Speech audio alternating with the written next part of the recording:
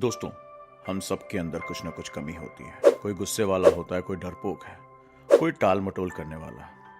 लेकिन असली सवाल ये है, क्या हम अपनी कमियों को पहचानते हैं या उन्हें छुपाते हैं? क्योंकि ध्यान रखना, जो इंसान अपनी कमियों से भागता है वो जिंदगी से भी हारता है। कभी सोचा है ना, जब हम किसी चीज में फेल होते हैं तो सबसे पहले हमारे दिमाग में क्या आता है? मेरी गलती नहीं थी, सिचुएशन खराब थी, लोगों ने साथ नहीं दिया, टाइम ही नहीं मिला। यानी बहाने बहाने और सिर्फ एक्सक्यूजेस। हम सबके पास अपने अपने बहाने होते हैं और यही हमारे असली दुश्मन है। मैं आपको बताता हूं साइकोलॉजी कहती है, जब इंसान अपने अंदर की गलती को नहीं स्वीकारता तो दिमाग उसे बचाने के लिए कहानी गढ़ देता है। वो कहानी हमें अच्छा महसूस कराती है, लेकिन असल में वो हमें अंदर से कमजोर बना रही होती है। ये दिमाग का डिफेंस मैकेनिज्म है। दिमाग का एक हिस्सा एमिग्डाला कहता है, अगर गलती मान ली तो दर्द होगा। इसीलिए प्रीफ्रंटल कॉर्टेक्स चुप हो जाता है और ईगो बोलता है, अरे गलती मेरी नहीं थी। पर असल में गलती मानने से दर्द नहीं होता, गलती ना मानने से इंसान अंदर से सड़ जाता है। आप देखो, हर बार जब कुछ गलत होता है हम ब्लेम डाल देते हैं दूसरों पर। मां, मैंने ये नहीं किया, बॉस गलत था, दोस्तों ने साथ नहीं दिया। लेकिन कभी अपने अंदर झांक कर देखा? क्योंकि सच्चाई ये है, जब तक इंसान अपनी भूमिका नहीं देखता तब तक वो किसी और को दोष देता रहेगा। फ्लोरेंस नाइटिंगेल ने कहा था, I attribute my success to this, I never give or took any excuses. यानी मैंने कभी बहाना नहीं बनाया, न मैंने बहाना किसी को दिया। और यही एक लाइन उनकी सफलता की जड़ थी। वो बीमारी में भी काम करती रहीं, दर्द में भी सेवा करती रहीं, क्योंकि उन्हें पता था अगर मैं अपनी कमजोरी को ढक लूंगी तो दुनिया उसे हथियार बना लेगी। अब देखो, आज का सबसे बड़ा रोग क्या है? Blame syndrome. हर कोई दोषी है, बस मैं नहीं। किसी से पूछो, भाई रिजल्ट क्यों नहीं आया? कहता है, सर सिलेबस बहुत बड़ा है। प्रिपरेशन में कंसिस्टेंसी क्यों नहीं है? सर मूड नहीं बनता। और जब मूड नहीं बनता तो गिल्ट बनता है। फिर गिल्ट छिपाने के लिए बहाने बनाते हैं और यूं ही इंसान धीरे धीरे अपनी ही जेल बना लेता है। मैं आपको एक सवाल पूछता हूं, क्या आपने कभी अपनी लाइफ के पैटर्न को नोटिस किया है? हर बार जब आप लेट होते हैं, हर बार जब आप लास्ट मोमेंट तक टालते हैं, हर बार एग्जाम के बाद रिग्रेट करते हैं, तो अब बताओ, क्या हर बार सिचुएशन ही खराब होती है या सिस्टम में कुछ गड़बड़ है? नहीं, ये सिचुएशन की नहीं, आपकी साइकोलॉजी की बात है। कभी किसी टॉपर से मिलो, वो भी इंसान है, उसके पास भी फ्लॉज हैं, डिस्ट्रैक्शंस हैं, इमोशंस हैं।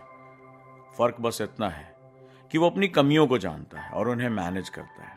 वो कहता है, हाँ मैं आलसी हूं, लेकिन मैं प्लान बनाकर उससे निपटता हूं। हाँ मैं डरता हूं, पर फिर भी कोशिश करता हूं। और यही ग्रोथ का पहला प्रिंसिपल है, अवेयरनेस।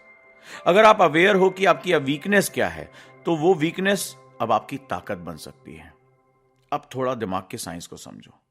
जब आप किसी की गलती को समझते हो, जब आप किसी गलती को मानते हो, तो आपके दिमाग में डोपामाइन और सेरोटोनिन का बैलेंस ठीक होता है, क्योंकि बॉडी को लगता है खतरा टल गया। अब आप डिफेंस में नहीं, ग्रोथ में आ गए हो। लेकिन जब आप बार बार बहाने बनाते हो तो दिमाग कॉन्टिन्यूअसली स्ट्रेस हार्मोन कार्टिसोल छोड़ता है। आपका सेल्फ इमेज टूटने गिरने लगता है, गिर जाता है, कॉन्फिडेंस धीरे धीरे टूट कर डाउन हो जाता है और आप अंदर से बहुत खोखला महसूस करते। तो प्रश्न ये उठता है, समस्या तो बता दिया, समाधान क्या होगा उजांग सर? कैसे हम अपने फ्लॉज को स्वीकार करें बिना गिल्ट के या शर्म के? अब मैं आपको यहाँ 5 सिंपल और पावरफुल प्रिंसिपल्स बता रहा हूं। अगर अपना लिया तो इस गिल्ट से बाहर निकल आओ, अपनी सफलता और असफलता की जिम्मेदारी ले पाओगे। पहला, खुद से ईमानदार रहो। दिन के अंत में मिरर के सामने खड़े हो जाओ, अपने आप से सवाल पूछो, आज मैंने कहां कहां झूठ बोला? यह सवाल आपकी जिंदगी बदल देगा, क्योंकि इंसान कभी खुद से झूठ नहीं बोल सकता। दूसरा, हर गलती को डॉक्यूमेंट करो, लिखो, नोटबुक में लिखो, आज मैंने कहां गलती की और क्यों। लिखना सबसे सस्ती थेरेपी है, सबसे सस्ती। ये दुनिया का सबसे सस्ता थेरेपिस्ट है, क्योंकि जब आप लिखते हो तो आप सोचते हो, और जब आप सोचते हो तो आप बदलते हो। तीसरा, दूसरों से कंपैरिजन बंद करो। कंपैरिजन फ्लॉस को बढ़ाता है, क्योंकि जब आप दूसरों की लाइफ देखते हो तो अपनी लाइफ से नफरत करने लगते हो। याद रखो, हर किसी का अपना पेस है और वो पेस अलग है। ये तुम्हारी जर्नी है, तुम्हारी रफ्तार है, तुम्हारी डेस्टिनेशन है। चौथा, क्रिटिसिज्म से भागो मत, अगर कोई आपकी गलती बताता है तो उसे इंसल्ट मत समझो, वो फीडबैक है, और फीडबैक वो गिफ्ट है जो हर सक्सेसफुल इंसान उसको एंजॉय करता है, चेरिश करता है। 5वां सबसे अच्छा तरीका, हर दिन एक फ्लॉ सुधारो। परफेक्ट बनने की कोशिश मत करो, कोई परफेक्ट नहीं होता। बस हर दिन एक वीकनेस पे काम करो। जैसे टाल मटोल करने की आदत, कभी डिस्ट्रैक्शन की आदत है, उसे दूर करने की कोशिश करो। मेडिटेशन करो। सेल्फ डाउट बार बार आता है, मैं ये नहीं कर पाऊंगा, मैं ये नहीं कर पाऊंगी। डायरी में लिखो कि ये विचार कभी नहीं आने देना है, और धीरे धीरे वही फ्लॉज तुम्हारे लिए सुपर पावर्स बन जाएंगे। क्योंकि जैसे जैसे इन फ्लॉज पे आप विजय पाते जाओगे, आपका व्यक्तित्व बनता चला जाएगा, आपकी पर्सनैलिटी बनती है।